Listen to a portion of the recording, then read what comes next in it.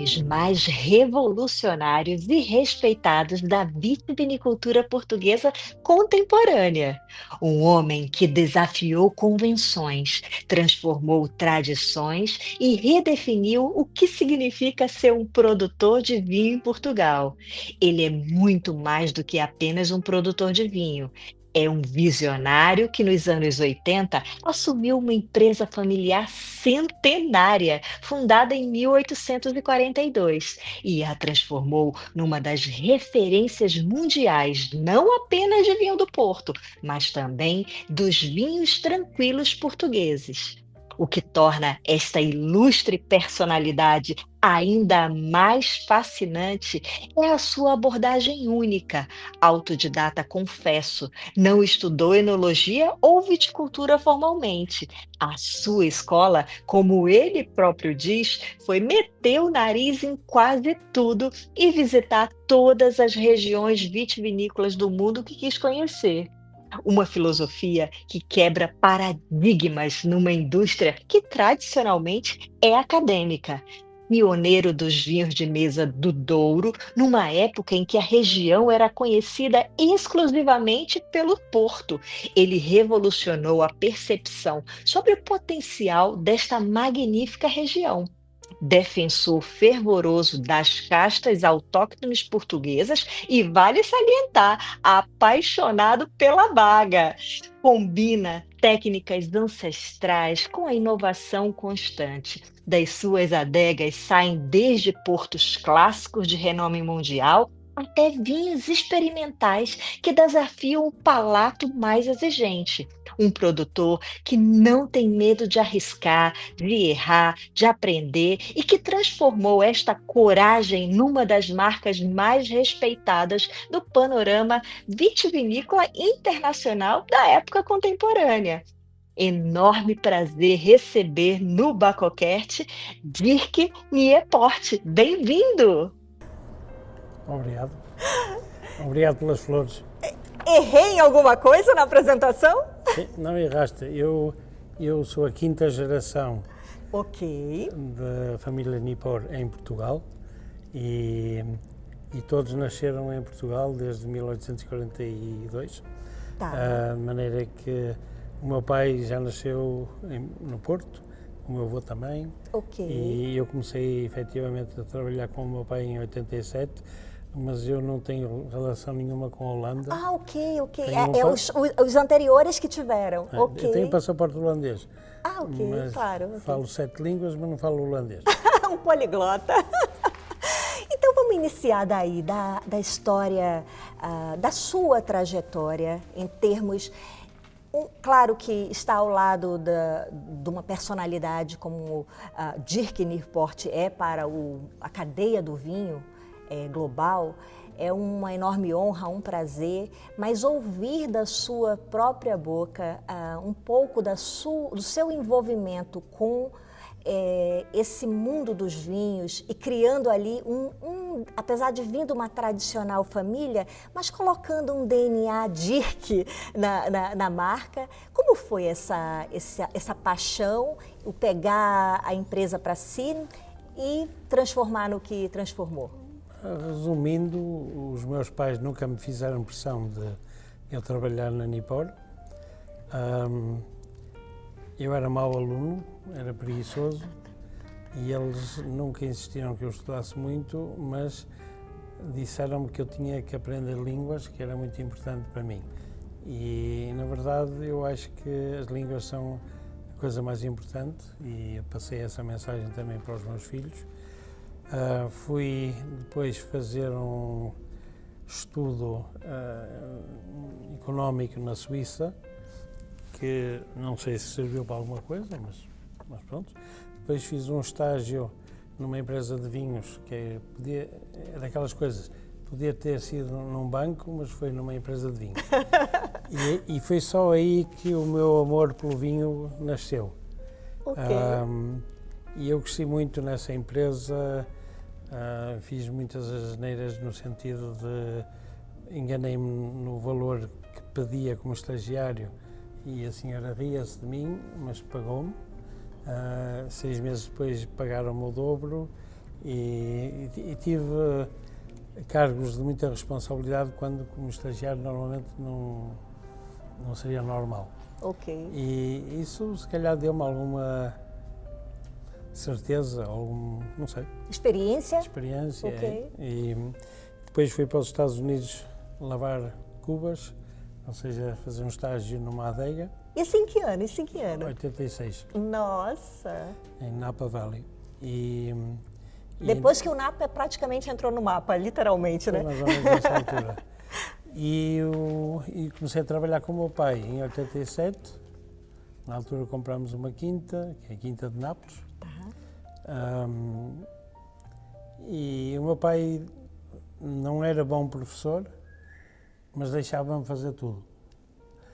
E depois, em 97, nós pegámos-nos um bocadinho, mas resolvemos no fim de 97. E a partir daí que eu comecei a gerir a empresa. E aqui está a minha neta É a influencer do, a do primeira Newport. neta. Pronto, e desde aí que tomei conta da Nipor e as coisas têm corrido muito bem. Efetivamente, como disseste, antigamente era só vinho do Porto. Hoje 80% do que nós vendemos é vinho de mesa. Olha, E não é a só diferença. Douro, entretanto é Bairrada, Dão. Estamos a fazer umas coisas em Porto Alegre, no vinho verde. Temos uma empresa na Alemanha e uma distribuidora. De maneira que a Nipor tem seguido vários caminhos. Fantástico. Ô Dirk, estamos falando de 87, marca ali a sua praticamente entrada, entrou na Cuba literalmente, mas agora das coisas da família também. Nessa altura, em 87, praticamente entrando aí a época do euro, né? Foi em 86. Sim. Quais as dificuldades, vamos fazer um contraponto, quais as dificuldades desta época e também as oportunidades vistas ao seu olhar na época, não olhando hoje, mas na época, quais eram as dificuldades que se tinha e quais eram as oportunidades que se tinham? Eu sou um otimista por natureza. Tá. De maneira que eu não vejo nada negativo. O que eu sinto de negativo é, hoje em dia, as pessoas falarem dos problemas do Douro, que está tudo mal e não sei o quê, mas, na verdade, o Douro, o país, Portugal, está muito, muito melhor do que estava em 87. E as pessoas não têm a consciência disso. Em 87 as pessoas não tinham frigoríficos no Douro, não tinham eletricidade em parte, era tudo muito, era a zona mais pobre de Portugal, e Portugal era o país mais pobre da Europa, e hoje as pessoas não têm consciência que não é que seja um país perfeito, mas que está muito, muito, muito melhor do que jamais esteve. E nesse aspecto eu não gosto de falar negativamente, agora que os tempos são diferentes, não tem nada a ver.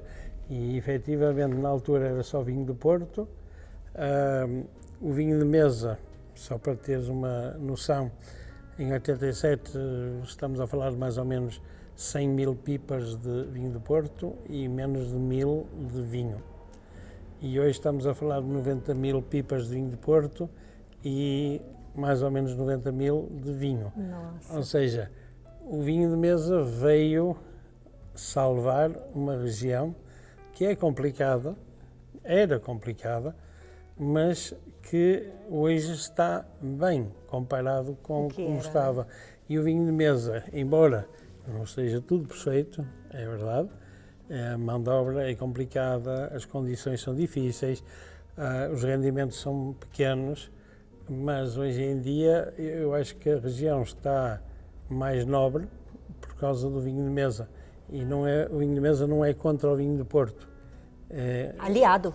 É uma coisa ao lado da outra. Sim, sim, sim. É um aliado. Para ajudar a levar mais o Douro, né, para o mundo. O senhor tocou num ponto das dificuldades, sobretudo agora, da mão de obra, etc. o custo de produção do Douro é muito diferente de muitas outras regiões do mundo, né? E essa mensagem, muitas vezes, ela é sublinhar, o consumidor final, quando vê as garrafas uma do lado da outra, não tem essa noção, essa percepção de quão diferente é produzir uma garrafa no vinho do vinho do Douro e de uma outra região onde consegue-se ter uma mecanização, onde consegue-se ter uma produtividade maior e tudo, né? Então, levar essa mensagem também é hiper importante. Como é que vocês têm caminhado aí, levando essa mensagem das dificuldades também da região em produzir? Nesse aspecto, olhando... Uma vez mais, temos que ser positivos, ou seja, temos que criar mais-valias. E há muita tendência de as empresas quererem crescer e baixar preços, estragar imagens. O que nós temos que fazer é quase o contrário. Temos que quase ser um bocadinho snobistas, é uma palavra que eu não gosto. Selecionar muito mais, né? Mas o vinho de Porto é o melhor vinho fortificado do mundo. Claro que não estou a ser politicamente correto, porque a Madeira também é, etc. O Moscatel de Setúbal, mas pronto, é a minha paixão, pronto. E de maneira que nós temos que respeitar o nosso património como uma coisa especial, okay, e vendê-la como tal e não estar a vender ao desbarato. Okay. De maneira que temos que fazer vinhos de garagem para mostrar que somos tão bons como os franceses, temos que fazer vinhos comerciais, mas não baratos. Temos que seguir vários caminhos, mas dando uma mais-valia ao Douro, porque o Douro merece. É verdade que os custos de produção são altos, mas o Douro é especial, é diferente, de maneira que nós temos que trabalhar nessa diferença e não baixando preços. Dirk, só retornando o início, o senhor nasceu aonde exatamente? No Porto. No Porto? Não, ok, tá bem. Eu sou do Porto, caraca. Adoro. Então vamos lá. Uma das coisas que eu tentando estudar, olha, algumas informações certas, outras erradas, a gente vai fazer aqui um contraponto. Foi um pouco que me chamou muito a atenção, que me instigou, na verdade, que tocou a fundo, foi saber que o senhor tem, assim, uma formação autodidata. Isso é para... Não fale aquilo. Não fale aquilo que a gente combinou. Eu estou aqui num momento de selecionar a palavra Senhor, telespectador. Eu sou proibida de dizer Senhor, só que o Senhor sai naturalmente. E ele disse que se eu falasse Senhor, ele ia dizer uma coisa aqui. Mas vamos lá, Dirk, eu vou me controlar. Eu achei muito interessante, de fato, muito instigante, o ser autodidata, porque a pessoa, quando ela se diz autodidata, está falando que ela foi em busca do saber, do conhecimento. E muitas vezes a grande maioria da parcela da população fica guardando o leitinho vir na boca, né? Literalmente. Então você ir atrás, ir em busca, é um outro posicionamento de vida. E quando a gente está falando de um produto que requer tanto conhecimento também, como é o vinho, eu imagino o nível de profundidade teve que emergir para poder ter esse domínio e construir essa empresa maravilhosa com vinhos fantásticos. Fala um pouco por que Dirk decidiu seguir esse caminho de ser um autodidata. Eu não decidi nada. Eu sou um idiota. O idiota é uma pessoa que tem ideias. E então a ideia é... eu não estudei nada.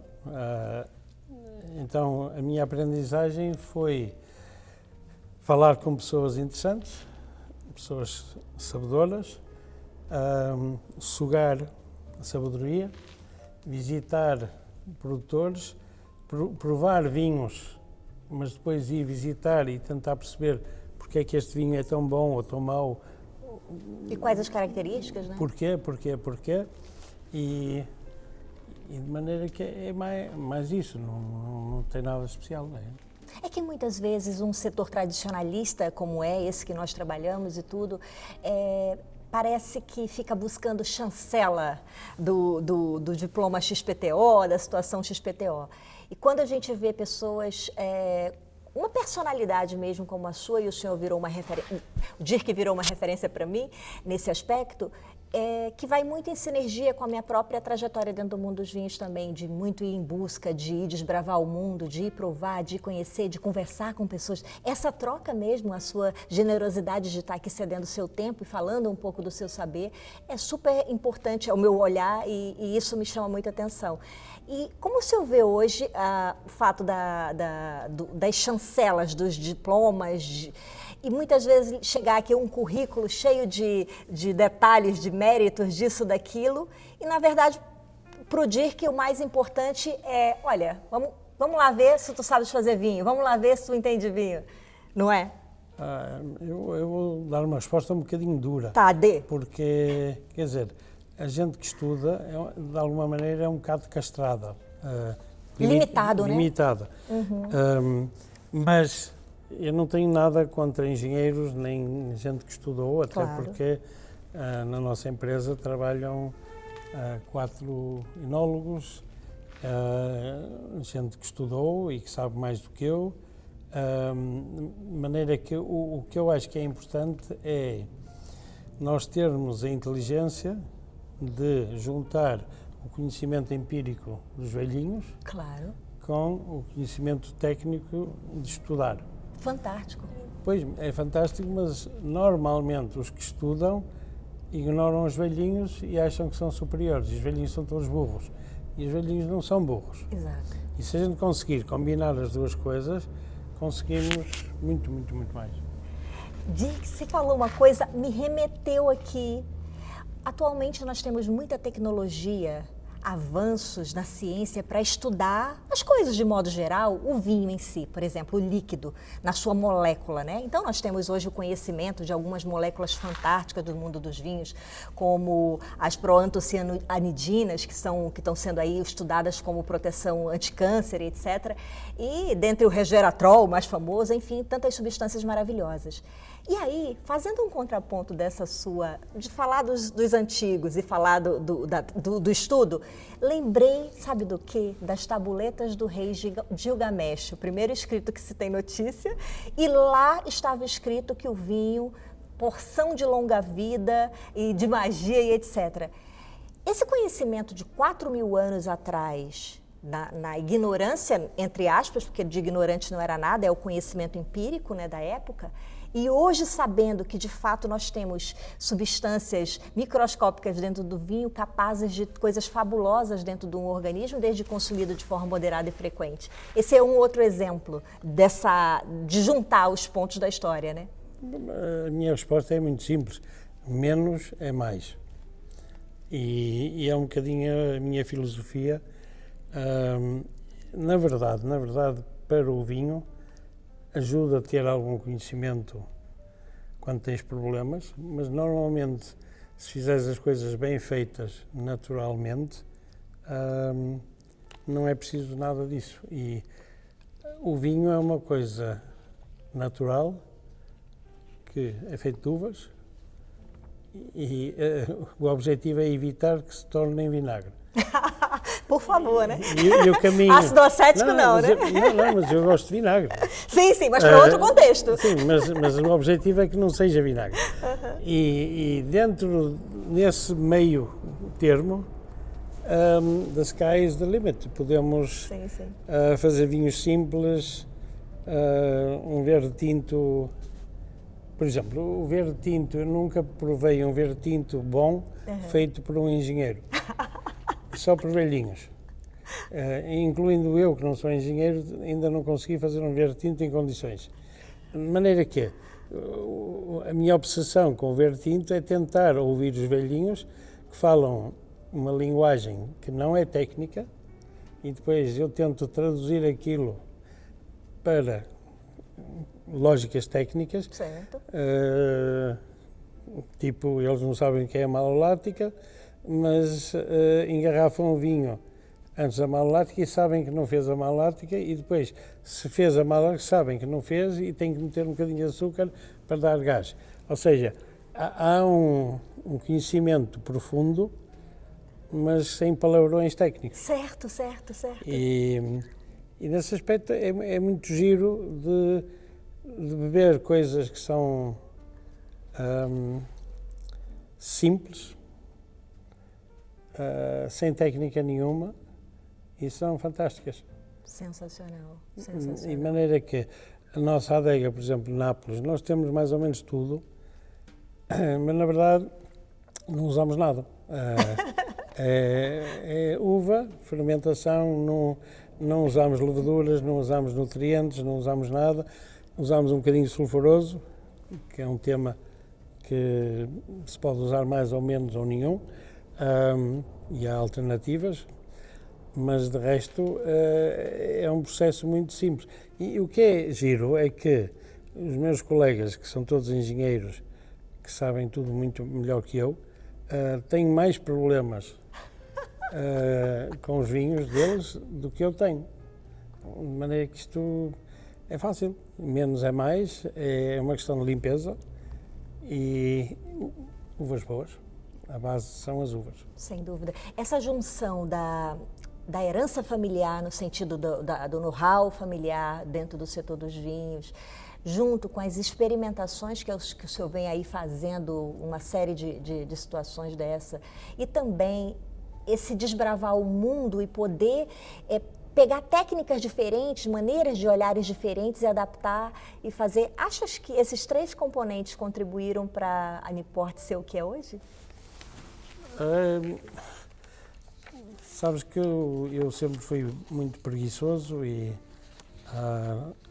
quando era novo, e os meus pais nunca me chateavam muito, eu tinha más notas, mas eles sempre insistiram que eu tinha que aprender línguas. Olha, já peguei um puxão com isso agora. Vou me cuidar com relação a isso agora. Não, e é mesmo muito importante para Obrigada. mim. E depois os meus pais mandaram-me para os Estados Unidos, mandaram para a Suíça, fora, conhecer outras coisas. Claro. De maneira que é muito importante a gente conhecer outras realidades. Sem dúvida. A minha filha está a estudar e eu tenho muito orgulho e tenho orgulho em pagar-lhe os estudos, mas na verdade o estudar para mim não é tão importante como isso. Os meus 2 outros filhos não estudaram e o Daniel está a fazer um trabalho fantástico aqui, o Marco está na Alemanha, também a começar a trabalhar connosco, mas estudar é uma coisa relativa, não é? E para a frente é o O caminho. estudar formalmente, né, o senhor está se referindo, porque na verdade a gente passa a vida estudando, vai absorvendo coisas diferentes, né? A palavra estudo, por exemplo, eu estou aqui numa conversa, eu estou em pleno estudo com o senhor, de fato. Não, mas é que Dirk, com o Dirk. mas as conversas são mesmo importantes e trazem muito. Nossa, e como? E para mim uma das coisas bonitas com a minha idade é que eu hoje passei a parte técnica toda ao Daniel, ou seja, já não faço os vinhos, e eu queria trabalhar menos, mas agora estou a trabalhar mais outra vez. Mas uma das partes bonitas é que vou conhecendo pessoas super interessantes. Claro. E isso é muito positivo, porque eu não gosto de muita gente, nem gosto de festas, nada disso, mas estar com uma pessoa de um mundo diferente, mas que é interessante, a gente aprende muito. Sem dúvida, sem dúvida. Esse seu lado, o irreverente, o desbravador, o experimentalista, qual a importância disso para o setor? Diz-me tu. Fundamental. Fundamental, porque nós estamos em evolução. Eu acho que a diferença entre mim e a maior parte das pessoas é que as pessoas têm medo de mudanças. Exato. E eu não tenho medo de nada. Se me metem uma coisa na cabeça, eu faço. E eu gosto de mudar. De maneira que esta coisa normal das pessoas ficarem no poleiro que conhecem e não querem nada diferente, a mim faz-me confusão. E por isso eu faço confusão a muita gente, porque eu não tenho medo de nada. Não é? Coragem, espírito, sem dúvida. Equilibrar técnicas tradicionais com a inovação é algo que transborda no senhor. E como manter ali o equilíbrio disso, para que o vinho não deixe de ser vinho? Porque a inovação vem, a evolução vem, as coisas vêm, mas a gente sabe que existe uma matriz, que é o vinho. E que se a gente deturpa essa bebida de uma tal forma, podemos ter ali, sei lá, uma... Como o senhor vê isso? Qual é o seu olhar nisso? A resposta é bastante simples, mas complicada. É um assunto complexo, né? É um assunto muito complexo. Mas ainda não pagamos impostos por sonhar. De maneira que o sonhar a dormir, mas o sonhar meio acordado e o sonhar acordado é muito importante. E nos sonhos nós podemos fazer tudo. O importante é, quando a gente acorda, tem que estar com os pés assentes na terra. Claro. De maneira que nós podemos sonhar em ser o rei de não sei o quê, fazer isto, fazer coisas estúpidas e não sei o quê, mas quando a gente acorda, temos de estar ligados à terra. Então, manter o equilíbrio, como que seria? O sonhar é muito importante para criar coisas que aparentemente são impossíveis. Tá, mas sim, não sim, são sim. impossíveis. Até o primeiro fazer, né? Claro, depois é fácil. Teve um recorde, não sei se foi de corrida, do que foi exatamente, que nunca tinha alguém batido tal recorde, e aí de uma hora para outra uma pessoa foi e bateu. Isso durante não sei quanto tempo. Em menos de 30 dias, não sei quantas outras pessoas bateram. É impressionante, né? É impressionante. A gente às vezes não vê. É possível, olha, é possível. O fulano conseguiu, né? O fulano conseguiu. Por exemplo, o Charme é um vinho que teoricamente era impossível fazer. Fale um pouco dele, o que é o vinho Charme? É um vinho que hoje é uma referência no Douro, mas quando eu o criei, toda a gente se riu de mim e disse que sou maluco, que não é típico do Douro, que não pode ser, não tem jeito nenhum. E porquê? Porque é um vinho que tem pouca cor, é super fino, é elegante, não tem muita madeira, não tem muito álcool, é um vinho que faz lembrar um bocadinho a Borgonha e na verdade, quer dizer, tecnicamente, teoricamente, seria impossível de fazer uma coisa dessas, mas hoje existe. Qual é a quantidade de Charme que o senhor produz por safra? Depende, entre 6.000 e 8.000 garrafas. E vai geralmente para que mercado esse tipo de produto? Nós vendemos em... Para esse produto em especial, qual é o mercado maior dele? Só para ser mais específico. Singapura, Portugal, Noruega, Canadá. Mas nós vendemos em muitos mercados, de maneira que fantástico, fantástico. Mas esses são os principais. Ok, sensacional. Agora vamos falar de uma coisa que hoje eu quero desvendar, tirar seu véu. Nat Cool. O que é o Nat Cool? Conte lá.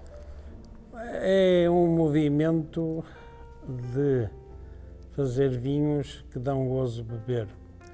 Isto tem muito a ver com o vinho verde, branco e verde tinto, tem a ver com os velhinhos, tem a ver com fazer coisas que não são feitas por engenheiros. Também tem muito a ver com o movimento de vinhos naturais, que eu fico um bocado irritado porque as pessoas que gostam de vinhos naturais são normalmente fundamentalistas. E quanto pior o vinho for, e mais vinagre, e mais sujo, e mais defeitos tiver, melhor é. E isso não entra na minha cabeça. De maneira que eu quero criar um movimento de coisas que são autênticas, representam a zona, dão gozo de beber, são numa garrafa de litro porque dá gozo de beber, mas não têm defeitos. Amém, Senhor. Pode ter um bocadinho Melhor, de redução. isso tem que dar um corte. Olha, amém. Sensacional. Então, o Natcool tem essa filosofia criada pelo senhor. Tem outros produtores que aderiram, né, ao seu projeto. Tem um da Bairrada, que é a Cave São João, que eu já provei um baga deles. Engraçado que tem a exigência de ser de 1 litro, né, a garrafa. Sim. Boa, na medida. Tá certo. Sensacional. Gostei muito do seu pontuar a questão. A gente vai entrar aqui num tema que a gente iria falar nisso. Das questões dos naturais, né? É muito interessante que a gente vê esse fundamentalismo que as pessoas seguem uma filosofia e esquecem do que está ali no copo. Então, vendem um produto complicadíssimo, sobretudo para quem entende de vinho, dizer qualquer coisa daquilo ali que não seja um vinho que não presta, né? De fato, está um pouco complicado. E queria pedir uma licença para o senhor agora, Dirk, para fazer uma divulgação aqui do produto, que eu não sei se o senhor conhece, mas é o Chest Wine, que é um produto que é parceiro aqui do nosso programa, desenvolvido pela Triflower Solution, lá no Instituto Politécnico de Bragança, startup portuguesa. Hoje já está presente em diversos países, vários produtores. É um produto desenvolvido de forma disruptiva e inovadora à base da flor do castanheiro macho, vale salientar, que ajuda a economia circular, sobretudo em regiões remotas portuguesas, onde há ali a extração da castanha, agora da flor do castanheiro e da produção de vinhos também. E esse produto é uma alternativa natural à utilização dos sulfitos, não altera a cor, não altera aroma e nem sabor dos vinhos. Se você quiser saber mais sobre o produto, é só entrar em contato com a Triflower Solution. Lembrando que os produtores que decidirem utilizar e fazer suas experimentações têm todo o apoio técnico dos cientistas que desenvolveram o produto para estarem ali ganhando uma assertividade maior e eficácia na utilização. Obrigada. Continuando a nossa conversa aqui sobre falar um pouco sobre as suas experiências com esses produtos mais diferenciados e inovadores. Já vi que o senhor não é adepto aos naturais, ao termo natural, ótimo. Vamos lá, mas tem técnicas orgânicas, biodinâmicas, que são muito interessantes, que têm sido aplicados também na viticultura, na enologia. E como que o senhor vê esse mercado? Como é que o senhor está vendo o direcionamento dele? Qual a sua perspectiva para o futuro com relação a isso? Eu não vejo o mercado em si, eu vejo é que nós temos que ter alguma responsabilidade pelo nosso planeta e de maneira que fazer vinhas, tratamentos orgânicos, biológicos, é uma técnica e não é perfeita, porque tem muito cobre e há aí muita coisa que ainda se pode melhorar, mas eu acho que é um passo que todos vamos ter que fazer, de alguma maneira, certificado ou não. Não é uma questão de certificado, é uma questão de atitude. Boa! Olha, adorei essa observação. E depois há o biodinâmico. Já é uma coisa mais complicada que não é uma técnica, é uma filosofia. Então, nós trabalhamos em biodinamia desde 2012. Okay. E o resultado é fantástico. É fácil, dá trabalho, mas é muito bonito de ver o resultado que eu pensava que demorava anos a ver fisicamente. Concreto, né? Concreto. Uhum. E de um ano para o outro já vês diferenças. Certo. Seja borboletas, seja plantas, seja animais, seja todo o ambiente. Uhum. É muito óbvio. E de maneira que nós já trabalhamos em biodinamia desde 2012 e começámos na Bairrada, que é a zona mais complicada, por uma questão de clima, mais umidade, em que teoricamente seria quase impossível implementar, mas a verdade é que foi exatamente o contrário. Funcionou muito bem, nós temos menos problemas que os nossos vizinhos. Eu mudei muita coisa mentalmente. Eu pensava que uma vinha que está a sofrer e coitadinha, quase morta, que é melhor do que uma vinha a produzir mais, e com a biodinamia é um bocadinho tudo ao contrário, é dar à terra e não é só tirar, ou seja, é criar um ciclo em que a gente tira, mas devolve à terra também. E parece-me muito importante, e é curioso que em termos de doenças, em termos de tratamentos, dá um bocado de trabalho, sim, exige um acompanhamento mental no dia-a-dia, ou seja, não é aquela coisa, metes os químicos e vais de férias e está tudo bem, não é, tem que se andar mais em cima da vinha, mas o resultado é que, efetivamente, nós, também não é, eu gosto de vindimar mais cedo que os outros, mas nós nunca tivemos problemas de podre com a baga, que é uma casta complicada e que apodrece muito rapidamente, mas é curioso de ver que uma vinha nossa e uma vinha ao lado tradicional, de repente a vinha ao lado começa a ter podre e a nossa não. E a gente pergunta-se assim, é curioso, mas eles usaram todos os químicos possíveis e imaginários para proteger. De maneira que acho que é um passo, mas é um passo que se tem que acreditar. Se a pessoa responsável não acredita, não vale a pena, enquanto que o biológico é uma receita fácil. O biodinâmico não é uma receita, a pessoa tem que acreditar. E há vários caminhos possíveis, claro. Não há uma doutrina. Qual é o tamanho da sua área na Bairrada? Penso que são 25 hectares. 25 hectares. O senhor é fã da baga? Eu sou o maior apaixonado da Bairrada e da baga. O segundo, porque a primeira sou eu. Não acredito. Então me diga lá, vino ou bairradino, não? De coração, sim. Sim? Olha, já quero deixar um convite. Aceita? Aceito. Já está fechado. Vamos falar um pouco dessa região que eu sou apaixonada, desculpa a brincadeira, mas sou louca pela Bairrada. Amo a baga.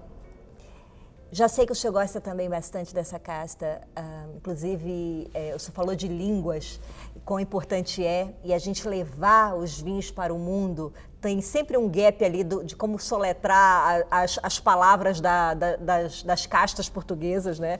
Rabo de ovelha, não sei o que, não sei o que, enfim, são nomes mais complexos. E a baga é baga, é baga. O que lhe apaixona na baga? O que lhe faz ver uma casta diferente? Eu conheço a baga, ou a bairrada, já desde muito pequeno. O meu pai ia muitas vezes às Caves de São João e tinha uma relação muito íntima com o Luís Pato também. Em 93, 4, 5 e 6 eu fiz lá uns vinhos com o Mário Sérgio, com a Casa de Saima. Depois saí, porque a gente, bairradina, às vezes é complicado. Eu não sei se a palavra bairrista veio de bairrada. Ok. Mas há ali qualquer coisa. Qualquer coisa parecida. A bairrada não é bonita, mas para mim é a minha menina dos olhos azuis. Para mim tem o melhor terroir de Portugal, principalmente algumas zonas. Algumas zonas, claro. Cantanhede e Corinhã e assim. Com manchas de solo muito interessantes, né? É um calcário muito ativo, muito branco. E a baga dá-se muito bem nestas condições, embora a baga é um desastre, não é? É uma casta complicada e a gente tem... Melindrosa, exigente, como qualquer mulher. Não fui eu que disse. Mas é verdade. Mas concordo, exatamente. Melindrosa, requer muito mais cuidado, né? Mais dedicação, como uma mulher gosta de ser tratada. Com cuidado, com dedicação. Eu agora vou estar caladinho não dizer mais E asneiras. me diga uma coisa, e da Baga, qual foi assim um vinho the best que o senhor já provou?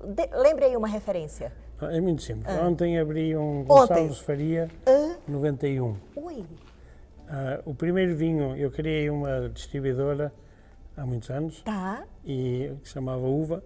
E, Uva? Sim. Aham. E a primeira representação foi Gonçalves Faria e Dores Simões, ou seja, 2 vinhos da Bairrada. Ok, E ok. depois comecei a importar vinhos e comecei a vender outros vinhos.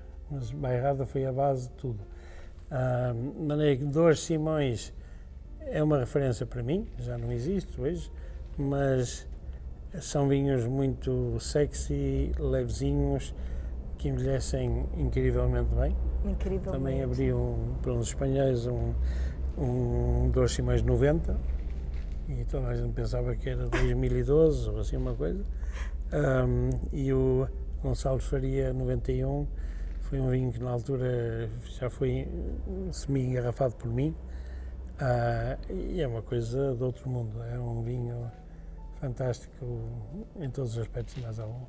Engraçado que nos emociona, né, estar com um vinho desse na nossa taça e tendo a oportunidade de abrir essa garrafa e degustar. É formidável. Fiquei aqui já, olha, queria ter uma gota desse aí para provar.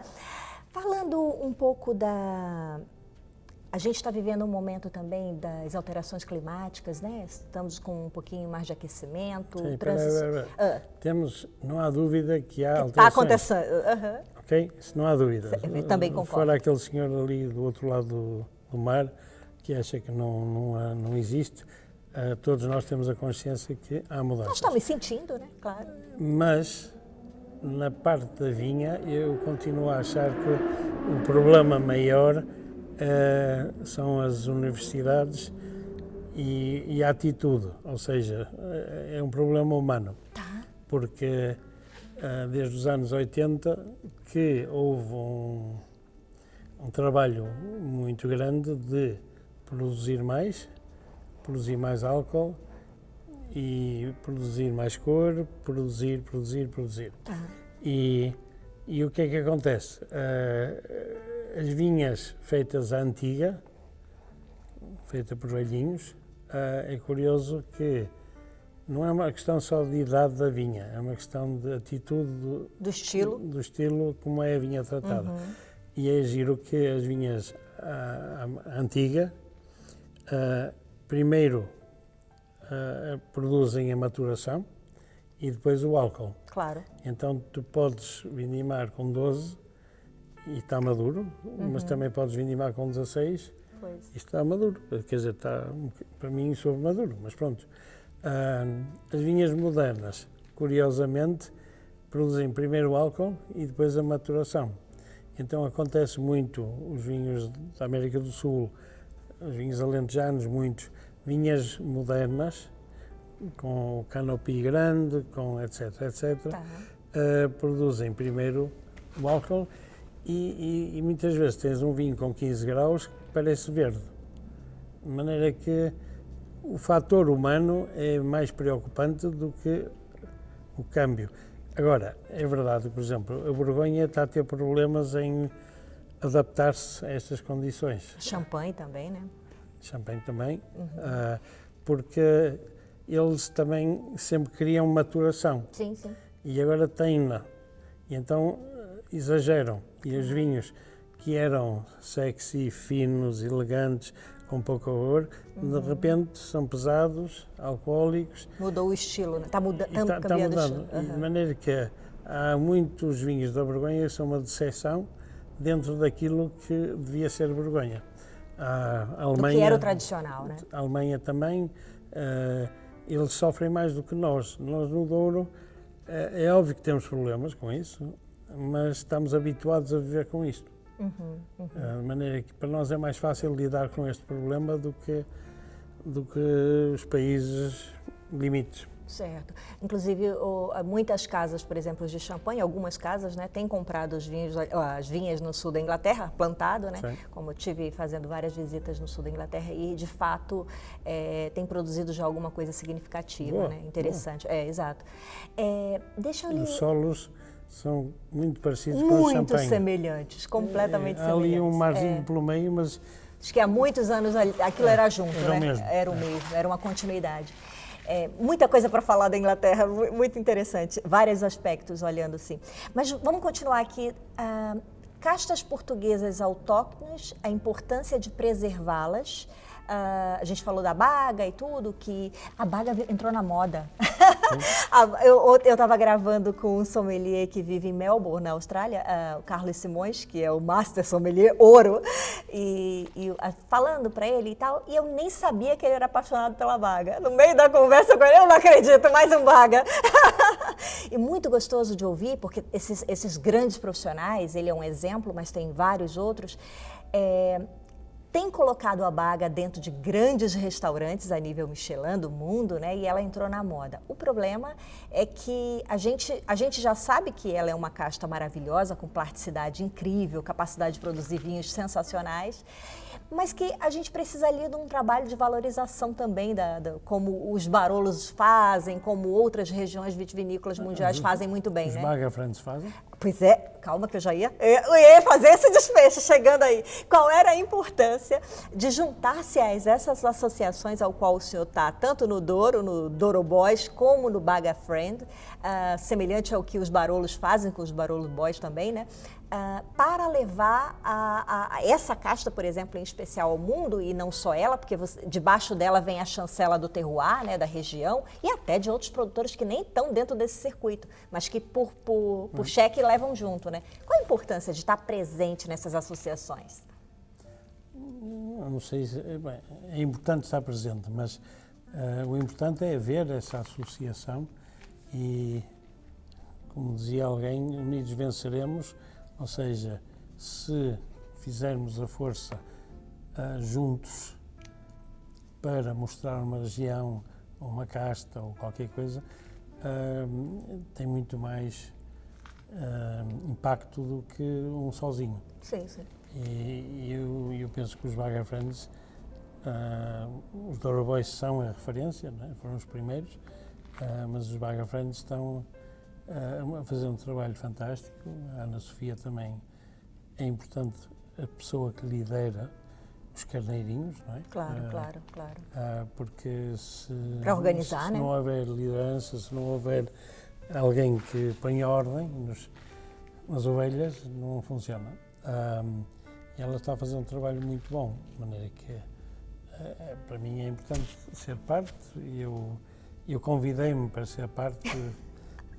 Eu fui a um restaurante e estava a Filipa e o Mário Sérgio estavam a almoçar a pensar em criar qualquer coisa. E eu ouvi assim um bocadinho a conversa e tal, e disse assim, eu também quero fazer parte. E a Filipa na altura disse assim, mas tu nem tens vinhas na Bairrada. Eu disse, não tenho vinhas na Bairrada, mas sou o maior apaixonado da Baga e da Bairrada. E pronto, já está feito. Já está. E o Mário Sérgio foi muito rápido e disse assim, isso é verdade. Não é que, ok, se calhar faz sentido. E eu, pronto, ok, mal sabia que uns anos depois... Já ia adquirir área, né? Exato. E pronto, aproveitando o ensejo, agora receba o meu convite formal para ser confrade da Confraria dos Enófilos da Bairrada e dizer comigo, Vino Bairradino, para o mundo. Tá aceito? Tá. Perfeito! Olha, Dirk, primeiro é muito interessante, para mim em especial, que estou aqui tentando captar o máximo sou uma fã, além de tudo, admiradora do seu trabalho, da sua história. Falar um pouco do mercado, sempre um pouquinho pisando em ovos, porque a gente entra em alguns assuntos polêmicos também, né? Então, por favor, fique à vontade para, se não quiser comentar algo. Mas queria falar do mercado, falar um pouquinho da internacionalização dos seus vinhos mesmo, o tá no mundo. Hoje você está presente em quantos países, mais ou menos? 80 países. Meu Deus, 80 países.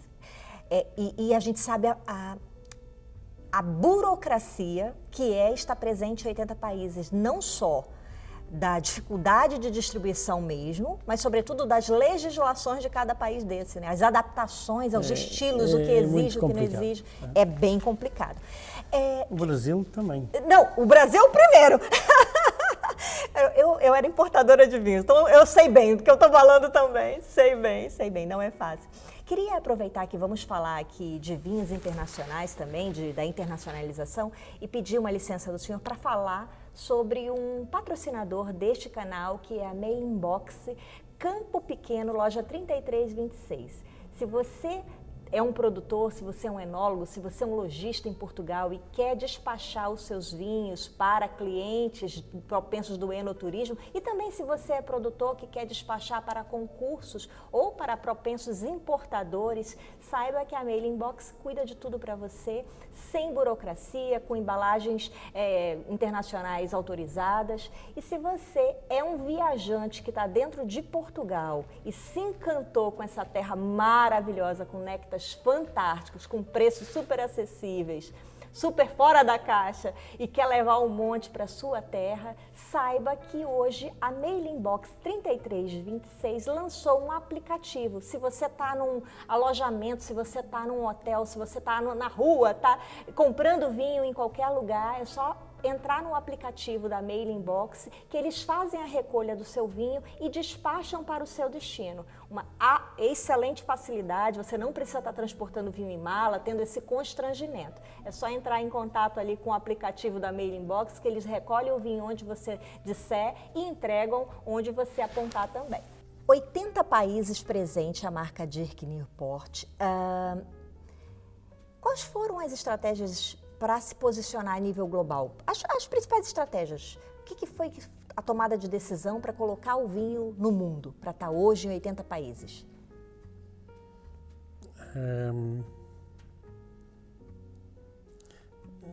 Quantas horas é que temos para falar? Assunto complexo. Não, eu tenho divergências com o departamento comercial nosso e com a maior parte das pessoas. Eu não sou obcecado por vendas, eu sou obcecado por posicionar os vinhos no sítio certo. Perfeito. E de maneira que... como um bom guardião de marca. Isso é um guardião de marca. E isso é a base do trabalho que eu tenho feito nos últimos 40 anos. E a consequência de fazer esse trabalho bem é que as vendas depois acontecem. Claro. Isto é como numa Assembleia Geral que eu tive, em que eu disse, eu não quero crescer, eu quero concentrar-me na Nipor e fazer tudo melhor e ter atenção com os detalhes. E o meu rock riu-se, assim, daquela maneira que de repente estava tudo calado e eu via-se ele a rir. E disse assim, qual é o teu problema? Ele, não, as vendas vão subir porque eu já te conheço. Eu disse, está bem, mas eu não sou obcecado pelas vendas, eu sou obcecado por fazer um bom trabalho. E a consequência vai ser as vendas. E é um bocado, eu acho que é muito importante nós interiorizarmos a nós, perceber o que é que estamos a fazer e a ter atenção aos detalhes e fazer tudo melhor. Sensacional. Dica de ouro essa. Ter a estratégia de colocar bem posicionado o produto, saber que a venda vai acontecer porque o lead qualificado está ali, porque você está posicionando ele no lugar ideal, e manter a coerência da marca, né? Perfeito. É muito bonita. A minha filha telefonou-me, ela está a fazer um estágio em Dublin e ela telefona-me desesperada e diz assim, olha, então estão-me a dizer que já não há Charme 23. E eu, não sei, mas se calhar não há. Papi, como é que é possível? Eu disse assim, é normal. E ela, explica-me, como é que é? Vocês começaram a vender o vinho agora e já está esgotado? Eu disse, sim. Então, nós temos alguns vinhos que antes de pormos à venda já está esgotado e temos que fazer uma alocação. E, ajudas-me. A minha mãe, era bom que a minha mãe também tivesse esse problema. E eu, é um bom problema, sim. estamos a trabalhar nisso. De fato, de fato. Falar de 80 países, a gente está falando de, sabe que são diferenças entre países, mas vamos tentar colocar de modo geral em blocos. Existem diferenças básicas ou diferenças mais brutais entre, por exemplo, um consumidor nórdico, um consumidor da América Latina, um consumidor da Ásia, um consumidor das Américas? O que o senhor pontuaria de diferenças mais grotescas assim entre esses consumidores? Não, há diferenças abismais. Abismais. O canadiano é um monopólio, mas Certo, já por só isso entra por lá. já é diferente, mas está totalmente virado para vinhos mais leves, mais finos. O norueguês é um mercado que para nós é muito importante há muitos anos e funciona muito bem com vinhos com personalidade. O mercado sueco gosta de vinhos mais pesados, mais back in the box, mais nomes, mais álcool. Ok. O chinês é um mercado que não me interessa, é muito volátil e nunca tive a tentação de vender muito na China. Por outro lado, o mercado japonês é fantástico. É sensacional, né? É um mercado que é muito duro, muito difícil. Exigente, né? Muito exigente. E vem cá ver. Sim. E demora 3, 4, 5 anos a respeitar-te, mas a partir do 5º ano Que firmou, né? Respeito, confia, né? respeita e torna-se tudo muito mais fácil. Mas, quer dizer, as diferenças no mercado são muito grandes. Nós temos um importador em Singapura, que ainda hoje estava a falar com uma pessoa que trabalhou comigo, que é um francês, é um one-man show, que quase só vende a franceses, mas são tudo sommeliers, donos de restaurante de 3 estrelas, e por acaso eu conheci o dono do melhor restaurante da Ásia, que é desse francês, por acaso conheci-o em Macau quando ele recebeu o prémio. E é muito bonito, foi das poucas viagens longas que eu tenho feito, foi visitar, porque eu nunca imaginei que um francês fosse falar bem de um vinho português. E em Singapura, os franceses falam da Nipor como Romanée Conti. Ok. E o melhor branco do mundo é o Coche, o melhor tinto é o Charme. E depois mandam-me muitas fotografias de garrafas de Coche, que é um vinho branco nosso, emblemático, ao lado de um Moaché que custa 20, 50 vezes mais. A diferença. E é muito giro. Eu fiquei tão curioso que fui visitá-lo e, efetivamente, os gajos são maluquinhos pela Nipor. É verdade, né? Isto é uma coisa que nunca na vida eu imaginei que um francês fosse falar bem de um vinho português. Sem dúvida. Não O pode comportamento chauvinista que eles têm, né? Quanto representa para a Niport o mercado brasileiro? Curiosidade agora minha. 7%. É ok. Tá muito bem distribuído, né? 80 países está muito bem. Essa é a regra do investimento. É mais uma regra não estar dependente de um país. Exato, porque as canetadas podem vir a qualquer hora, né? De qualquer lado. Por exemplo, os Estados Unidos, nós podíamos ter vendido muito nos Estados Unidos, porque eu estive lá e trabalhei bem o mercado, mas eu nunca gostei do mercado. E sempre tive medo de ficar dependente, porque o americano, quando quer... Compra de muito, compra né? tudo. E acha que o preço não interessa e não sei o quê. Mas no dia seguinte se já virou não a costa, quer, né? porque Exato. virou-se para o outro lado. Certo. E de maneira que, independentemente de termos esta situação deste idiota do Trump, quer dizer, é um país volátil, pronto.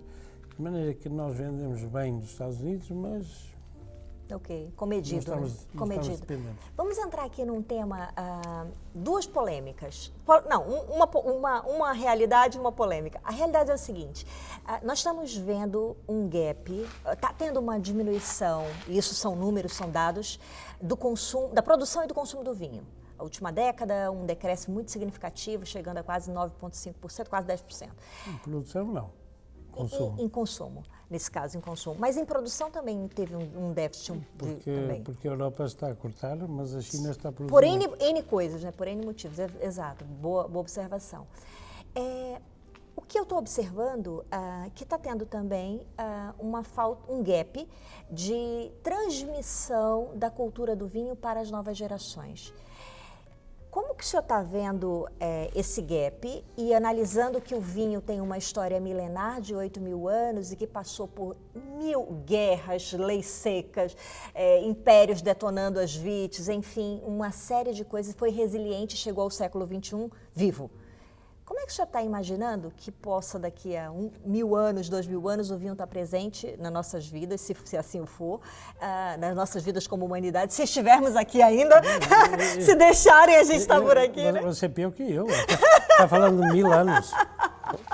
Porque estamos falando de uma bebida milenar, né? E estamos imaginando que nós estamos numa função vital, nesse momento da história, de transmissão da cultura do vinho. Eu vou-te responder muito simplesmente. O que está a acontecer neste momento, eu já esperava que acontecesse há 20 anos. Ok, olha Mas a visão. Mas está a acontecer mais... Rápido? Quer dizer, demorou mais tempo a acontecer, mas está a acontecer de uma maneira mais dramática do que eu pensava. Ok.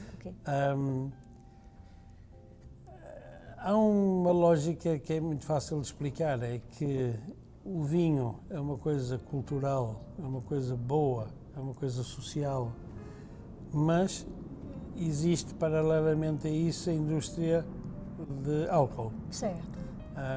Vodka e coisas parecidas. Uhum.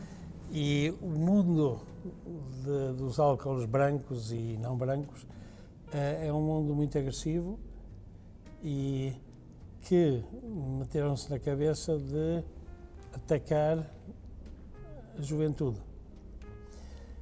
E isto era fácil de prever que um dia destes os governos teriam que tomar medidas contra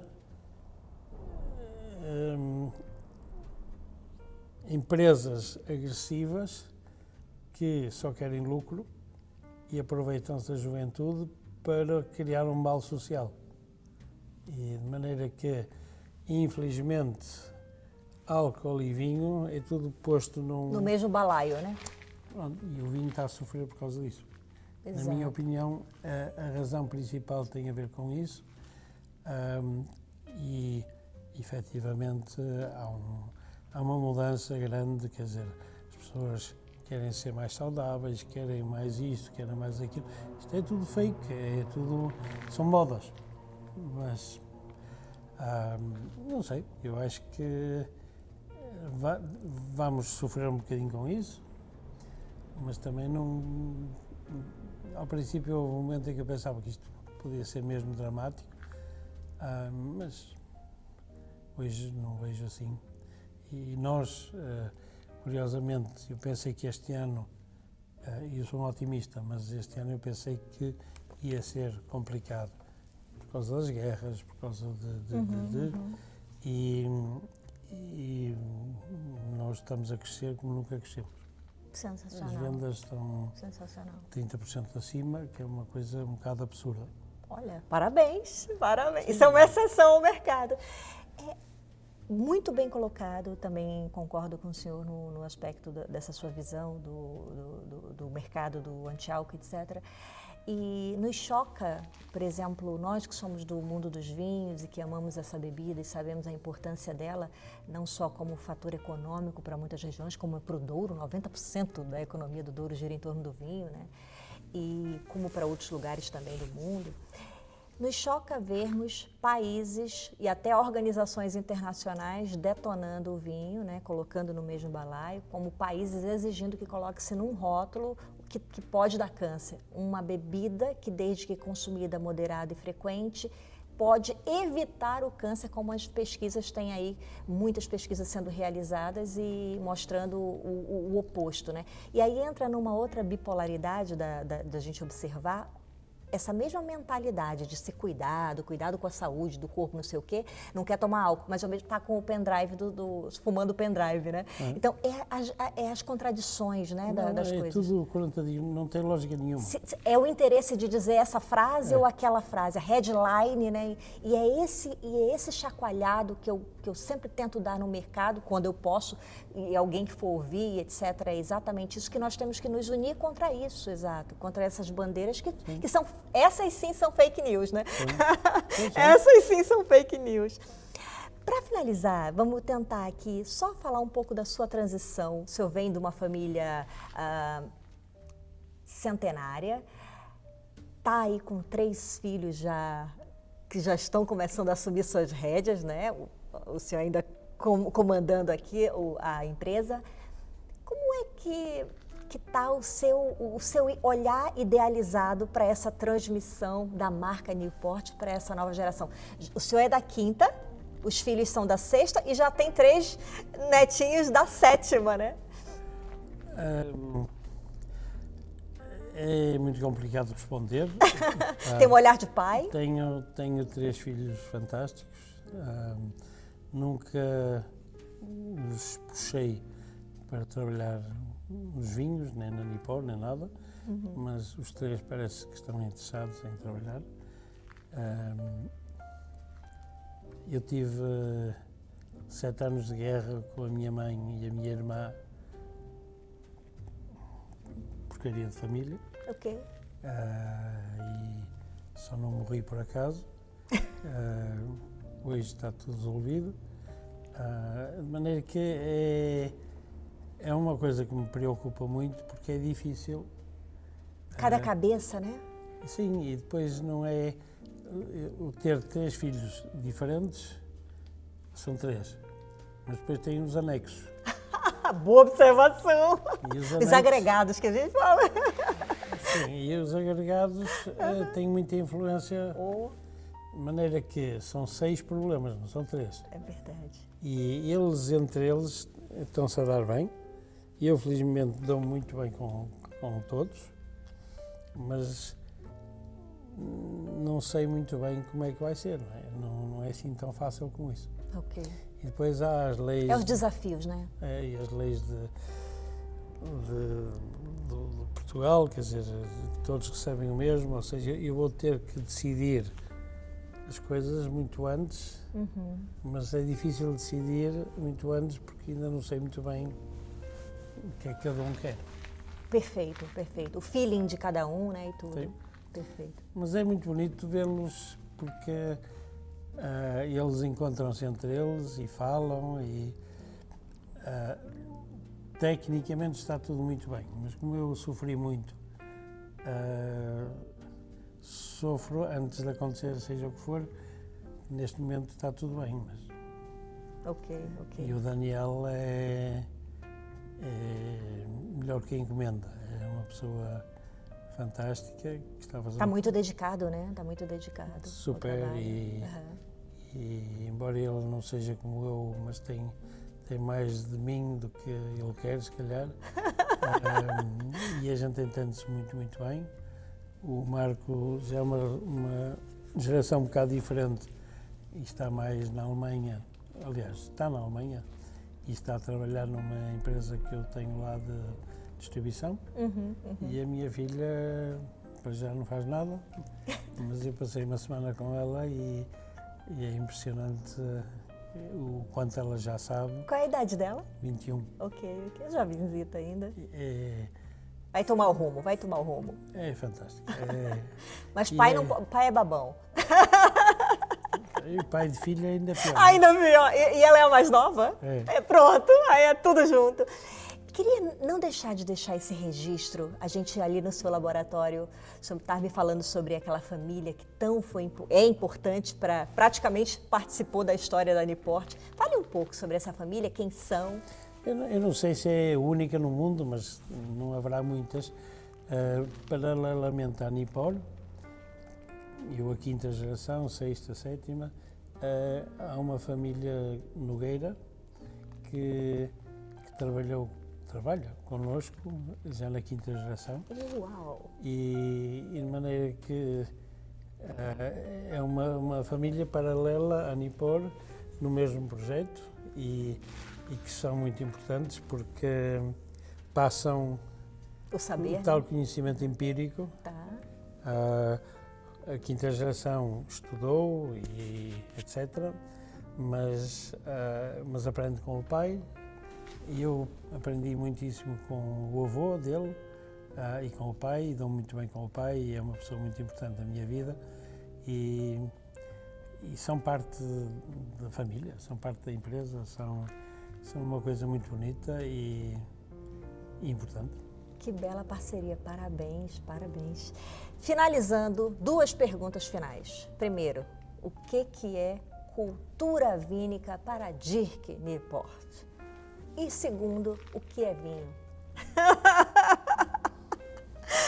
Fale lá, conte, puxa o código daí. A cultura vínica é bastante fácil, como eu disse há bocado, é uma coisa cultural. O vinho faz parte da nossa vida, tem a ver com comida, tem a ver com sociedade, tem a ver com socializar, tem a ver com conversar, tem a ver com partilhar. E tanto pode ser um vinho raro e caro, como pode ser um verde branco, um verde tinto, depende do momento, depende das pessoas, mas eu acho que faz parte da nossa vida e o vinho é isso. Sensacional. Sensacional. É interessante que eu faça essa pergunta para todas as pessoas que eu converso. Cada um tem o seu conceito, a sua visão, a sua maneira de interpretar. E essa soma de tudo tem me abastecido de muita informação interessante por perspectivas diferentes e que a gente possa continuar fomentando a cultura do vinho pelo mundo. Obrigado pelo seu tempo. Suas palavras finais. Bom, muito obrigado por estar aqui. Não usaste a palavra sustentável? Não, porque eu fui cortada. A cor já deixou. Não, usaste uma vez. Usei? E estás muito sustentável com o verde.